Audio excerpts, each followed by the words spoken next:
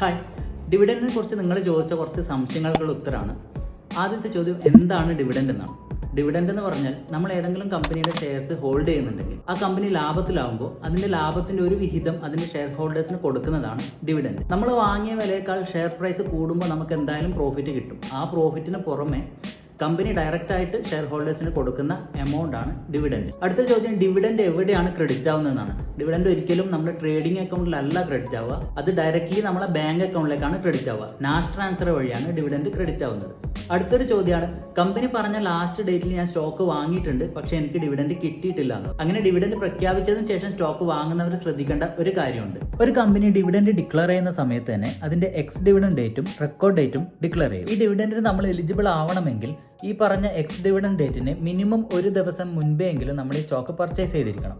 അടുത്തത്, കമ്പനികൾ ഡിവിഡൻഡ് പ്രഖ്യാപിക്കുന്നത് നമ്മൾ എങ്ങനെ അറിയും, അല്ലെങ്കിൽ അപ്കമിങ് ഡിവിഡൻസ് നമ്മൾ എങ്ങനെ അറിയും? ഇതറിയാൻ വേണ്ടിയിട്ട് ജസ്റ്റ് ഒന്ന് ഗൂഗിളിൽ പോയിട്ട് അപ്കമിങ് ഡിവിഡൻസ് എന്ന് സെർച്ച് ചെയ്താൽ ഒരുപാട് വെബ്സൈറ്റ് കാണാം. അതിൽ ഞാൻ മണി കൺട്രോൾ സെലക്ട് ചെയ്തിട്ടുണ്ട്. ഇവിടെ നമുക്ക് അപ്കമിങ് ഡിവിഡൻസിന്റെ ഡീറ്റെയിൽസ് ഒക്കെ കാണാൻ പറ്റും. കമ്പനിയുടെ പേര്, എത്രയാണ് ഡിവിഡൻഡ്, റെക്കോർഡ് ഡേറ്റ്, അതുപോലെ എക്സ് ഡിവിഡൻഡ് ഡേറ്റ്, ഇങ്ങനെയുള്ള കാര്യങ്ങളൊക്കെ കാണാം.